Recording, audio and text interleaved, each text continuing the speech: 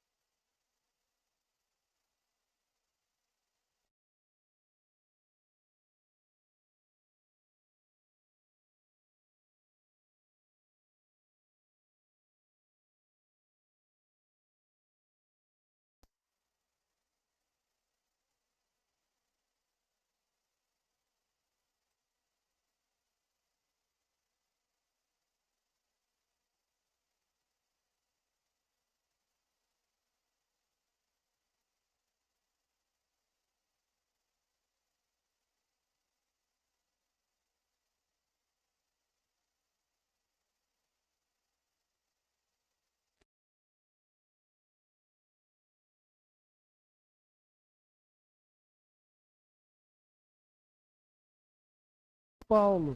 Era necessário que ele fizesse isso. Ele não expõe detalhes do que aconteceu entre aquelas duas irmãs, mas o faz no Senhor, como quem se lembra de que a comunhão cristã tem um fundamento maior do que qualquer tipo de divergência pessoal. Rogo a Evódia, rogo a Sintique que pensem concordemente no Senhor. Olha o tom do apóstolo. Não é um tom autoritário, mas é um tom paternal. Ele roga, e roga duas vezes, mostrando que o apelo é pessoal e é equilibrado. E que a exortação vale para as duas irmãs, para que elas voltem a andar concordemente no Senhor. É impossível sermos unidos em todas as coisas da vida diária. É impossível encontrar concordância em tudo que a gente for fazer.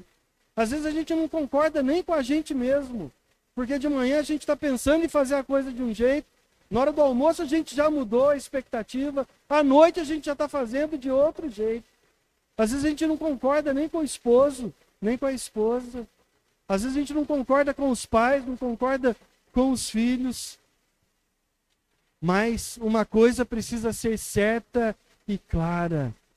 Precisamos todos juntos sermos um alvo que é Cristo. E todos estarmos olhando para Jesus e caminhando concordemente no Senhor.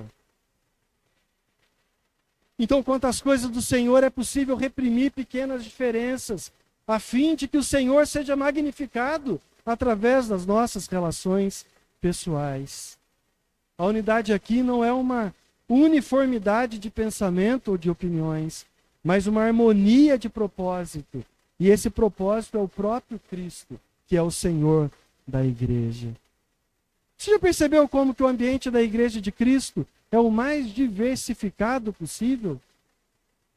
Em 1 Pedro 4,10, o apóstolo escreveu: servi uns aos outros, cada um conforme o dom que recebeu, como bons dispenseiros da multiforme graça de Deus.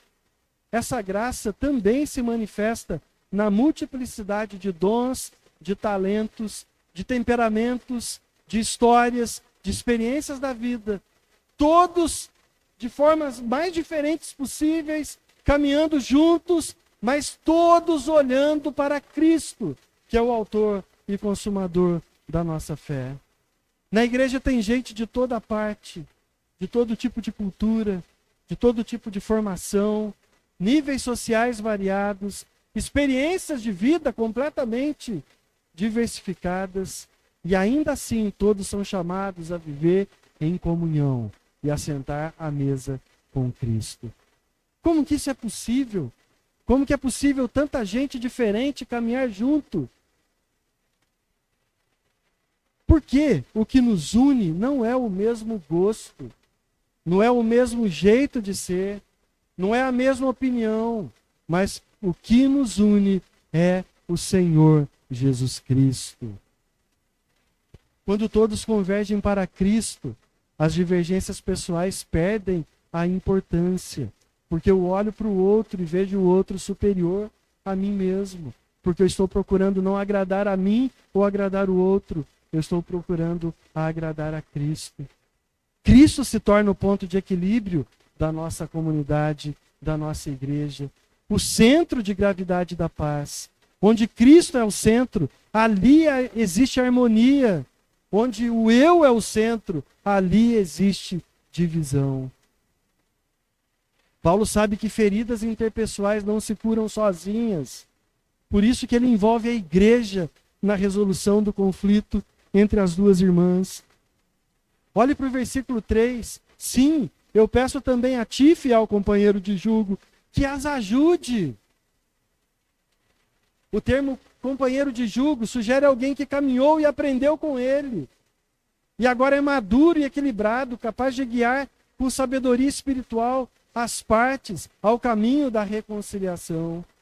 Paulo convoca esse cooperador não como árbitro, como juiz sobre a situação, mas como um irmão mediador que aponta a solução na palavra de Deus e ajuda as duas a olharem para Cristo e a convergirem para o Senhor. Isso mostra que reconciliação é obra da igreja, é obra comunitária, nasce espontaneamente do discipulado, de vida na vida. A paz entre dois membros da igreja é responsabilidade de toda a comunidade de discípulos de Jesus que amam verdadeiramente a verdade. Se o conflito entre dois irmãos é algo que é visível e notório em toda a igreja precisa intervir, precisa prontamente ajudar a cessar esse conflito, fazendo com que os envolvidos direcionem as suas intenções, os seus pensamentos, não para os interesses pessoais, não por achar que quem tem razão precisa levar o mérito, mas precisa direcionar os pensamentos para o dono da igreja, que é o Senhor Jesus Cristo. Além disso, Paulo lembra que essas mulheres lutaram lado a lado com ele na causa do Evangelho. Elas não eram pessoas insignificantes, mas cooperadoras fiéis, cuja discórdia ameaçava o testemunho da igreja. Uma coisa muito importante aqui, não é só quem não é firme na igreja que arruma confusão e discute e entra em desacordo. Quem é firme no Senhor e faz parte da obra de Deus também entra em desacordo e também precisa ter o seu pensamento voltado para Cristo. A igreja não é feita de gente perfeita. A igreja é feita de gente que ama a Jesus e que quer ser cada dia mais parecido com Ele.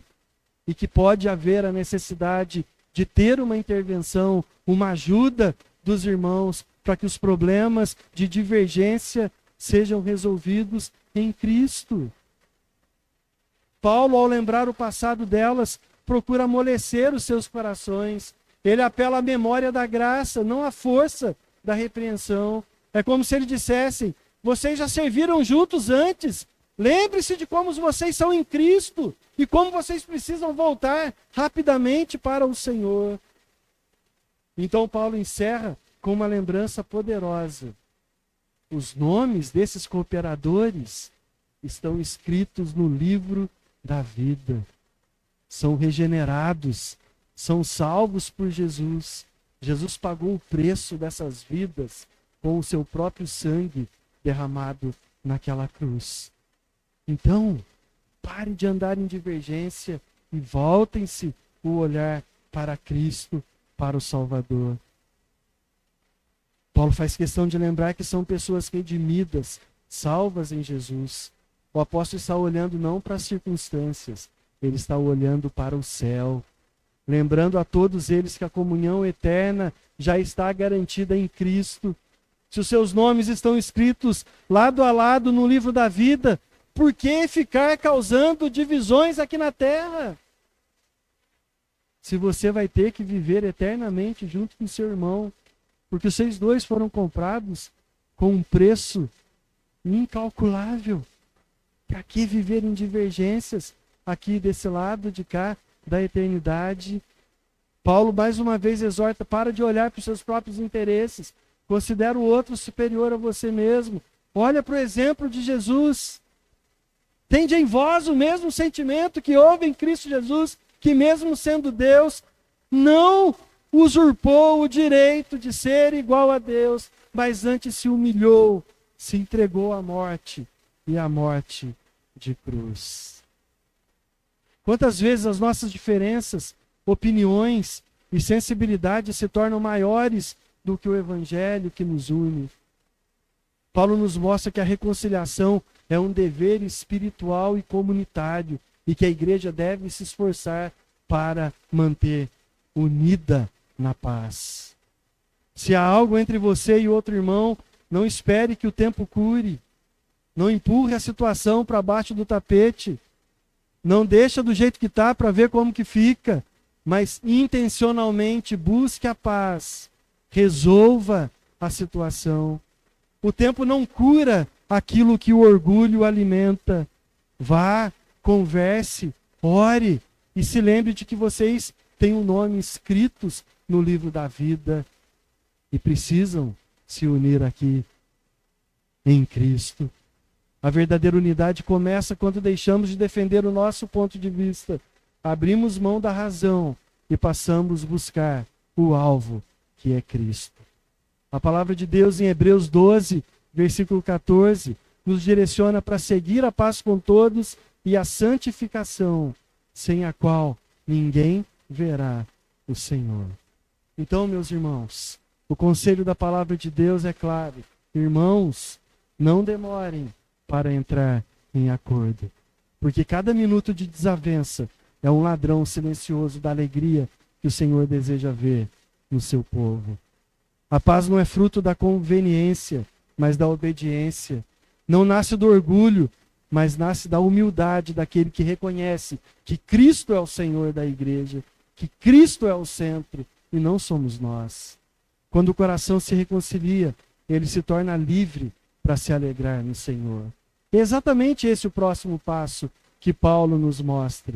Depois de estar concordemente ligados a Cristo, Paulo olha para a comunidade da igreja dos Filipenses e diz: irmãos,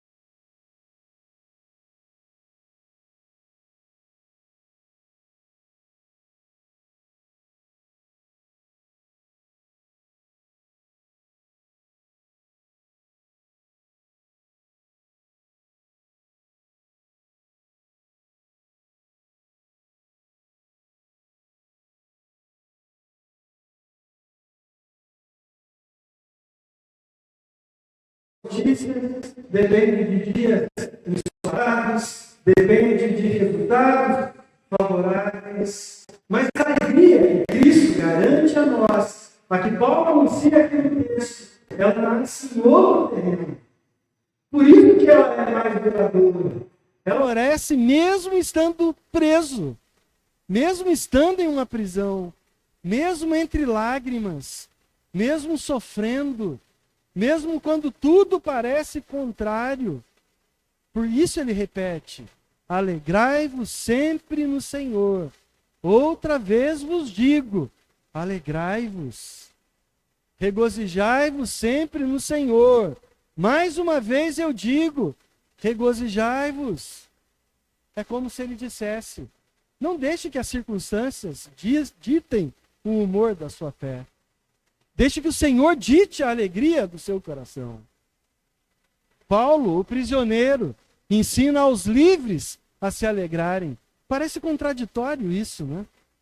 Parece que o normal deveria ser o contrário. A igreja que estava cultuando livremente deveria mandar uma carta para Paulo, que estava sofrendo na prisão, e falar para o apóstolo: Paulo, alegre-se no Senhor.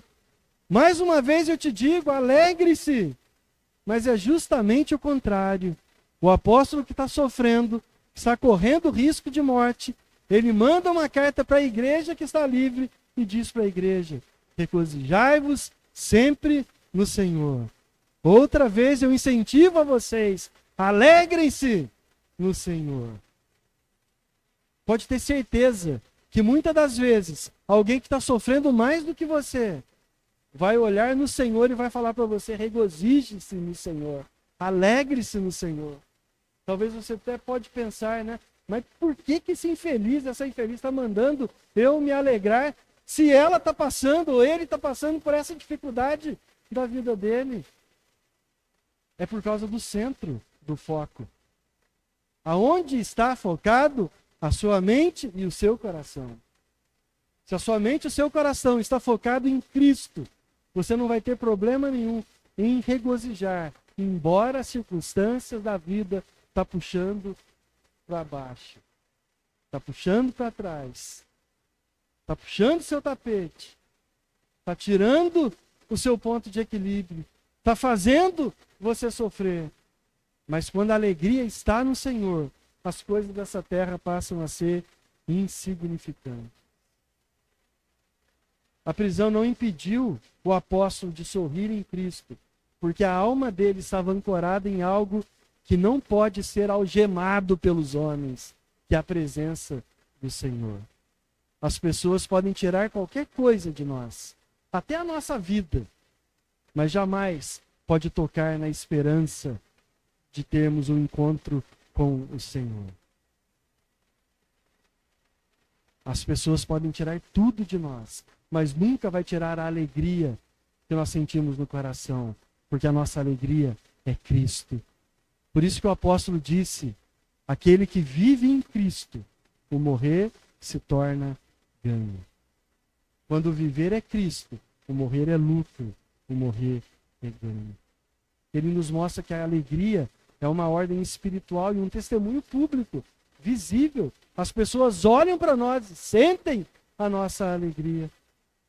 Quem vive alegre no Senhor mostra ao mundo que o Evangelho é mais forte do que qualquer dor que a gente possa sofrer. Que Cristo é suficiente em qualquer estação da nossa vida. Ele reforça a ideia de que o alvo, o foco, é o Senhor Jesus. Que nós devemos viver com os pensamentos focados naquilo que não é perecível, naquilo que é incorruptível, e não nas circunstâncias imediatas aqui dessa terra. Essa alegria, ela vai muito além das circunstâncias. Ela não depende de dias bons, mas de um Senhor que é eternamente bom, que está sempre presente. Jesus mesmo disse, encorajando aos seus discípulos: eis que estou convosco todos os dias, até a consumação dos séculos. Se Jesus está caminhando com você, por que você está perdendo o brilho no olhar, enquanto você caminha pelas tempestades da vida? Quando o vento sopra contra, o discípulo se lembra: o Senhor está perto. Quando as ondas estão destruindo o barco, a ponto de quase tudo ir a perder, a ponto de quase tudo ir ao fundo, os discípulos se lembram de que Cristo estava presente no barco e correm para acordar o Mestre. Essa certeza que mantém acesa a chama da alegria, mesmo nas noites frias da vida. Essas consolações de Deus se tornam mais poderosas exatamente quando tudo à nossa volta tenta nos levar ao desespero. A alegria, portanto, ela não ignora a dor, mas ela atravessa a dor, sustentada pela esperança em um Deus que tudo pode. As tempestades da vida não podem tirar o brilho, a alegria do nosso coração. Porque a alegria do nosso coração não pode estar fixada nas coisas dessa terra. Precisa estar em Cristo Jesus. É essa presença próxima do Senhor que molda as nossas reações quando entramos na tempestade da vida. Por isso que o apóstolo acrescenta: seja a vossa moderação conhecida de todos os homens, porque perto está o Senhor. Seja o equilíbrio das suas atitudes conhecido por todos os homens, porque o Senhor está perto. Essa palavra moderação carrega o sentido de gentileza, de disposição para ceder, disposição para perder a razão. Equilíbrio e misericórdia. É a capacidade de reagir com graça, mesmo quando nós somos injustiçados. É a capacidade de ceder à razão, mesmo quando a gente tem a certeza de que a razão é nossa.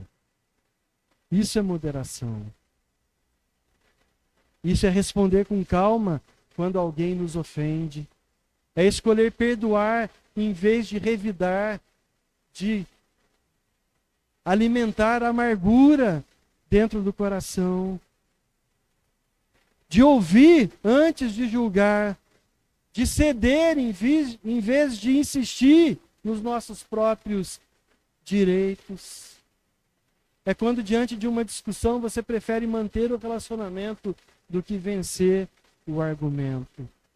É quando, em uma crítica injusta, você confia que o Senhor está vendo com justiça e é Ele que vai dar a resposta. E não é você que precisa se defender a qualquer custo. Essa é a moderação que nasce da fé. Não nasce da fraqueza, mas de confiança de que Deus está perto. Ele é Senhor de todas as situações e Ele que cuida de cada um dos detalhes. O discípulo maduro é aquele que não vive exigindo seus direitos, mas confia que o Senhor que está perto, está cuidando de cada detalhe da nossa vida. A verdadeira bem-aventurança não pode ser alcançada pela pessoa que rigorosamente insiste em seus direitos pessoais. Sabe aquele tipo de gente que perde o amigo, mas não perde uma briga? Sabe aquele tipo de gente que perde a amizade, mas não perde o argumento, não perde o direito de estar sempre certo? Esse tipo de gente não cabe na alegria de estar no Senhor. Esse tipo de gente está distante de ter o alvo de Cristo. Esse tipo de gente precisa olhar para Jesus com o coração aberto e saber e entender que a maior injustiça que um ser humano pôde receber nessa vida foi o Filho de Deus encarnado aqui nessa terra, calado, como uma ovelha muda levada ao matadouro. Ele não abriu a sua boca. A ignorância da providência de Deus é a causa de toda impaciência. Quando eu acho que eu posso resolver tudo e não confio que Deus é o Senhor, isso gera uma impaciência tão grande que as minhas atitudes não refletem a alegria que Cristo produz no meu coração.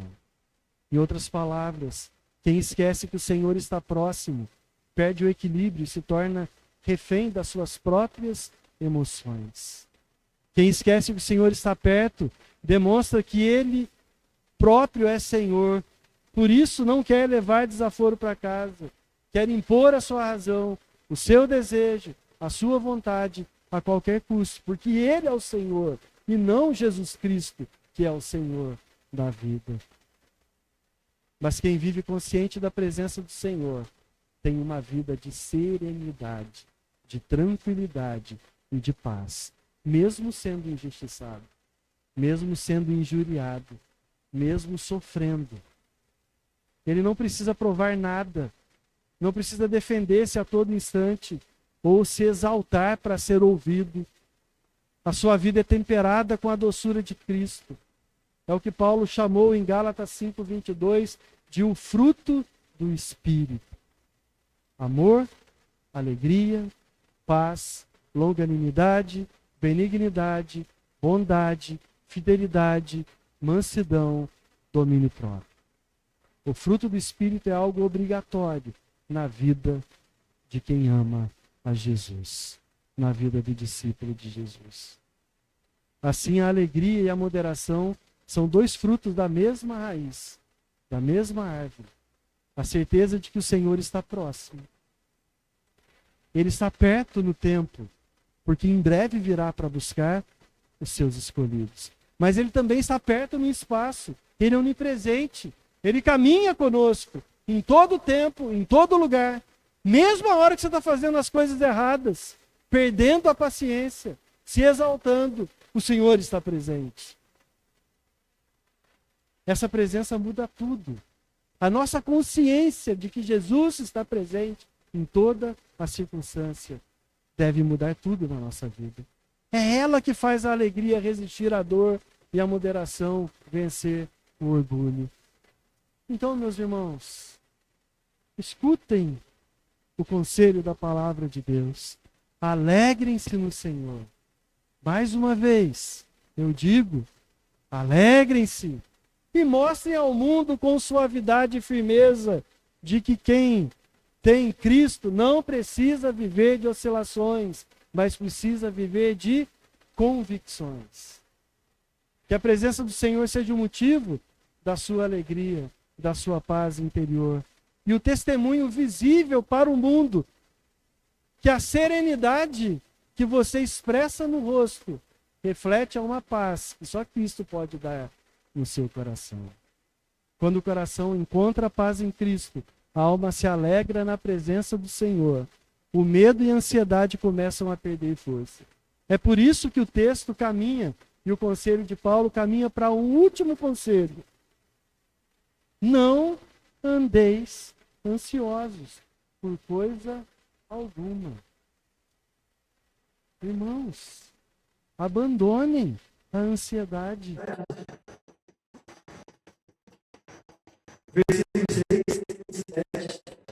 Olha a palavra de Deus diz aí. Não fiquem preocupados com coisa alguma, mas em tudo sejam conhecidos diante de Deus os pedidos de vocês, através da oração e da súplica com ações de graças.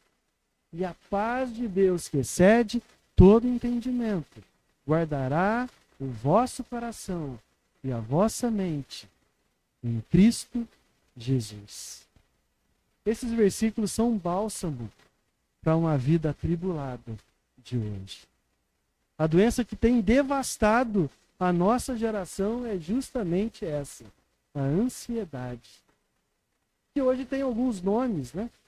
Transtorno de ansiedade generalizado, síndrome do pânico, estresse crônico, entre outros e outros e outros nomes que a ciência resolveu denominar. Mas que no fundo, trata-se de um coração que deixou de descansar genuinamente em Deus. Nós vivemos em dias que o coração humano parece estar sempre em alerta. Sempre tentando controlar aquilo que é incontrolável. Antecipar aquilo que só pertence ao dia de amanhã. Mas Paulo nos convida a trocar o peso da ansiedade pela leveza da confiança e da paz em Deus. Ele nos chama a orar em vez de temer, a suplicar em vez de reclamar, e a sempre agradecer, pois apesar do resultado, nós precisamos confiar no Senhor soberano, que faz sempre o que precisa ser feito, o que é melhor. Quando nós colocamos tudo diante do Senhor, nós reconhecemos a soberania, mas também reconhecemos a bondade de Deus. Algo sobrenatural acontece. A paz de Cristo passa a guardar o nosso coração e a nossa mente. E quando a paz de Cristo guarda o coração, guarda a mente, o medo é silenciado. A fé é fortalecida. Isso nos ensina que nas mãos de Deus tudo está sob controle. A ansiedade é o fruto de um coração que tenta carregar sozinho aquilo que apenas Deus pode ajudar a carregar e a sustentar. Nós não fomos feitos de ferro para resistir a todas as pressões da vida. Nós precisamos descarregar sobre o Senhor tudo aquilo que tira a nossa paz, tudo aquilo que nos deixa ansiosos na vida. É isso que o apóstolo Pedro escreveu em 1 Pedro 5:7. Lançando sobre ele toda a vossa ansiedade, porque é ele que tem cuidado de vós. A fé não nega a dor. A fé não minimiza alguém que está sofrendo, mas recusa ser dominada pela dor e pelo sofrimento. Por isso que Paulo não apenas diz, não andeis ansiosos, mas ele oferece o remédio para curar a ansiedade. A oração, a súplica e a ação de graças. A oração é o refúgio do crente cansado, o respiradouro da alma oprimida, o caminho seguro que leva da aflição à confiança. Mas quando a ansiedade está grande eu não consigo orar. Não consegue mesmo. A palavra de Deus diz que nós não sabemos orar da maneira como a gente deve orar. É por isso que nós temos Deus presente, o Espírito Santo. É Ele que nos ensina a orar no momento que nós não podemos fazer isso. Nós precisamos cair de joelhos aos pés de Jesus, mesmo quando nenhuma palavra consegue sair da nossa boca.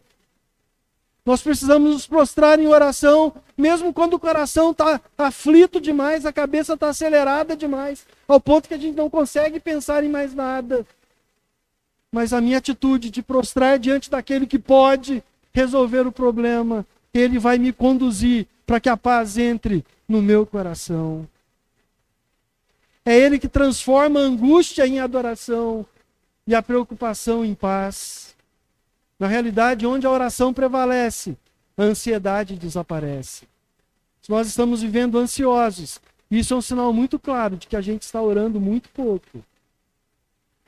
Experimente trocar a ansiedade pela oração.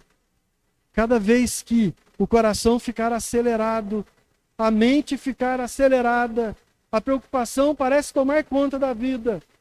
No meio dessa ansiedade, no meio desse desespero, se recolha para um lugar onde vai estar só você e Deus. Dobre os seus joelhos e deixe o Espírito Santo falar no seu coração, porque Ele está presente e é Ele que cuida da nossa ansiedade.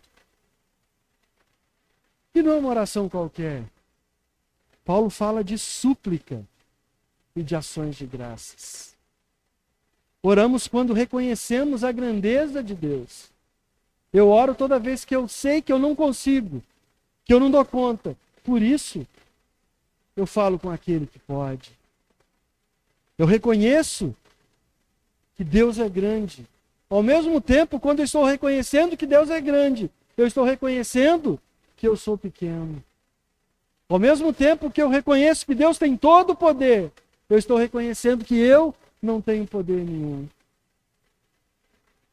Nós suplicamos quando nós derramamos o coração diante de Jesus. E agradecemos quando lembramos que Ele é fiel e nunca falha. Na realidade, aquele que confia verdadeiramente no Senhor deveria ficar ansioso por nada, orar por tudo e agradecer por qualquer coisa. Aquele que verdadeiramente confia no Senhor deve ficar ansioso por causa de nada, deve orar por causa de tudo e deve agradecer por qualquer coisa, desde as mínimas coisas até as coisas grandiosas que Deus tem feito. Quando nós orarmos assim, a paz de Deus, não a paz do mundo, vai ocupar o lugar da ansiedade. A nossa alegria no Senhor será grande e a paz de Deus vai preencher a nossa mente e o nosso coração. É uma paz que não depende das circunstâncias, porque vem do próprio Deus. É o que Jesus prometeu em João 14, 27. Deixo-vos a paz, a minha paz vos dou. E não a dou como o mundo a dá. Essa paz, diz Paulo, excede a todo entendimento. Ela é maior que a lógica humana, porque ela nasce da confiança de que Deus é soberano.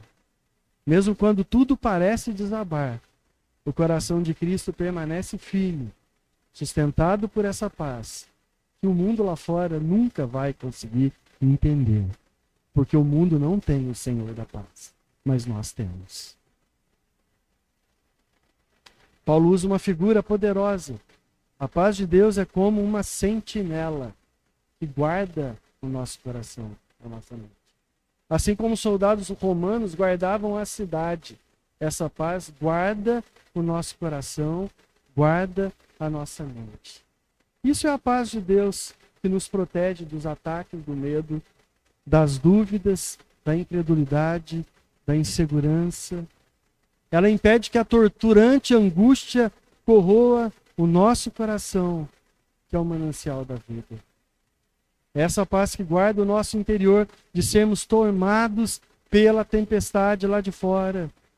É a paz que nasce quando entregamos o controle, que na realidade nunca foi nosso e nunca vai ser, para deixar com aquele que nunca perdeu o controle e que nunca vai perder o controle de nenhuma situação.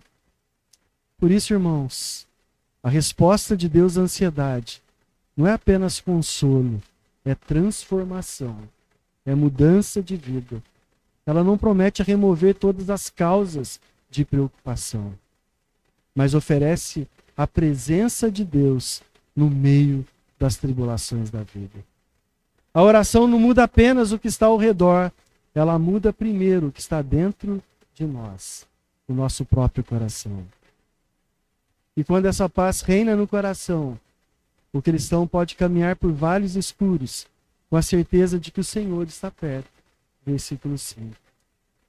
Pode enfrentar a incerteza com serenidade e descansar, sabendo que Cristo é a fortaleza, onde o medo não tem domínio.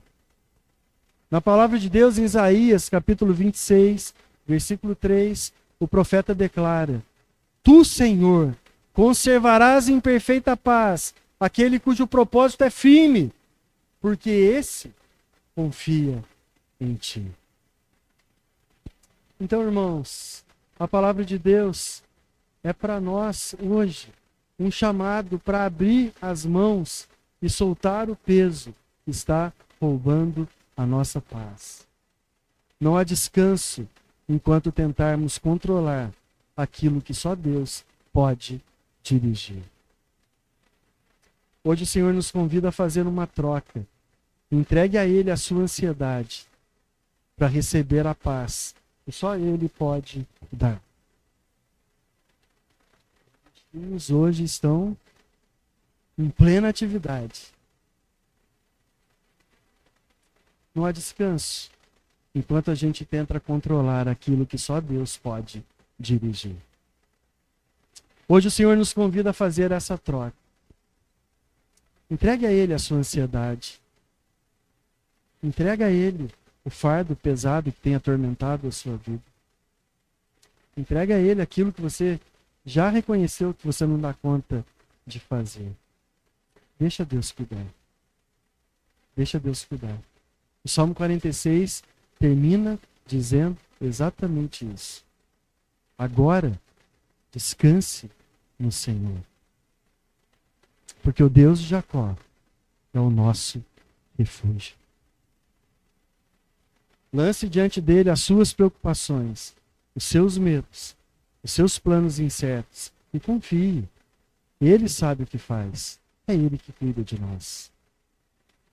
Quando a alma se inquieta, mas confia, o coração descansa e a paz de Cristo reina. Que a nossa resposta à palavra seja essa. Em vez de ansiedade, oração. Em vez de medo, confiança. Em vez de desespero, paz em Cristo Jesus. É a melhor troca que alguém pode oferecer. É como você chegar com um fusquinha na concessionária, cair nos pedaços, entregar lá e sair dirigindo uma Ferrari 0 km. Sem custo nenhum. Porque o dono já pagou tudo por nós. A vida cristã não é fácil, meus irmãos. Não é um jardim sem espinhos, mas é um caminho onde Cristo caminha conosco. Paulo não escreve essas palavras de um lugar tranquilo, mas da prisão. E ainda assim fala de alegria, de conciliação e de paz. Isso nos mostra que dá para ter paz no meio das tensões da vida. A paz verdadeira não é a ausência de problemas, mas é a presença constante e ininterrupta de Deus caminhando conosco pelos desafios da vida. A ansiedade é uma doença muito perigosa, que tem roubado a paz de muita gente, que tem tirado vidas de pessoas que não conseguem trocar a ansiedade pela oração, pela súplica e pela ação de graça, para receber a paz que só Cristo pode dar. Mas a oração é o remédio divino para aliviar esse sofrimento. E é exatamente isso que Paulo nos ensinou aqui.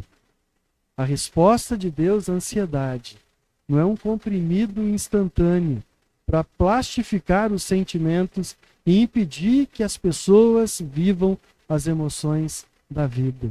Que é o que tem acontecido hoje. Por qualquer coisa, as pessoas têm tomado medicamentos porque não querem passar pelas dificuldades que têm que passar. Não querem enfrentar o luto, não querem enfrentar más notícias, não querem enfrentar problemas, querem só a parte boa da vida, porque não têm a confiança de que o Senhor caminha. Então a palavra de Deus nos desafia hoje. Troque a ansiedade pela oração. A oração não é fuga, mas é uma confiança ativa. É um relembrar constante de que você tem presente com você aquele que verdadeiramente pode transformar a sua vida. É o momento em que o crente deixa de tentar controlar o incontrolável e entrega o governo da vida àquele que sustenta a todas as coisas. A vida de paz não é resultado de termos tudo sob controle, de termos tudo o que a gente quer, mas de sabermos quem está no controle. O mundo busca paz, acumulando certezas, mas o Evangelho nos chama a encontrá-la, rendendo o coração ao Senhor da história e deixando Ele conduzir a nossa vida. A paz de Deus aqui é como um soldado que protege o coração e a mente contra a ansiedade, o medo e a dúvida. É uma figura poderosa. Enquanto o mundo tenta blindar o coração com distrações, com remédios, com consumismo, Deus guarda o nosso coração e a nossa mente com a própria presença dele. A paz de Cristo é uma sentinela permanente, vigiando o interior daquele que confia em Deus. Essa é a paz que excede a todo entendimento, porque não pode ser explicada, só pode ser experimentada, só pode ser vivida por aquele que conhece a Jesus. É a paz que sustenta a nossa vida quando estamos caminhando pelos vales, que consola o nosso coração nos momentos de perda, que fortalece a nossa esperança nos momentos de desilusão. É o tipo de paz que o mundo não entende, que o mundo não dá, mas que todo coração cansado anseia ter. É isso que Paulo nos ensinou. Quando vivemos em desarmonia com os irmãos, nós perdemos a paz. Quando vivemos sem a alegria no Senhor, nós trocamos a alegria da graça pela amargura e pela tristeza da alma. E quando vivemos dominados pela ansiedade, nós deixaremos de experimentar a paz que guarda o nosso coração. Mas quando reconciliamos entre os irmãos, nos alegramos e confiamos e nos aproximamos do Senhor. E a paz de Deus que guarda o nosso coração e a nossa mente. Essa é a promessa verdadeira do versículo 7. A paz de Deus que excede a todo entendimento guardará o coração e a mente de vocês em Cristo Jesus. Essa paz não vem do mundo, ela vem do alto. Não depende do que acontece, depende de quem está controlando e conduzindo a história. Depende daquele que habita no nosso coração. Por isso, irmãos, a palavra de Deus nos chama a uma entrega prática. Reconcilie-se com quem for preciso. Reencontre a alegria que só existe em Cristo Jesus. E lance sobre ele toda a ansiedade, porque ele tem cuidado de vocês.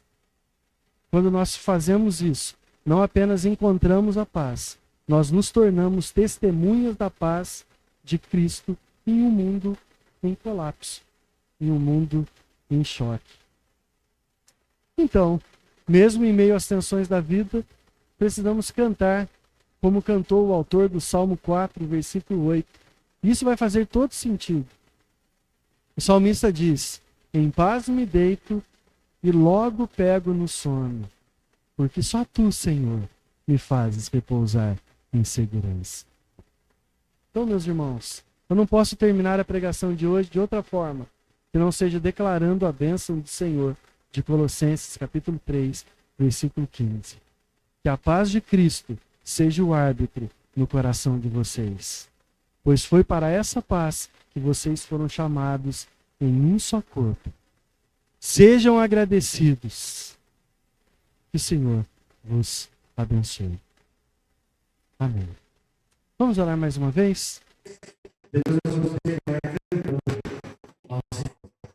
Obrigado, Senhor, pela tua palavra, que derrama bálsamo em uma ferida doída, que derrama alegria em um coração desesperançoso, que coloca paz no meio das tribulações e desespero. Obrigado por Senhor estar presente. O Senhor é o Senhor da nossa vida, da nossa igreja, do nosso coração. A tua paz, Senhor, esteja sempre presente na nossa vida. Que nós possamos sempre buscar o Senhor em oração, sempre suplicar ao Senhor e sempre ser gratos por tudo que o Senhor tem feito. Mas o Senhor guarda o nosso coração e a nossa mente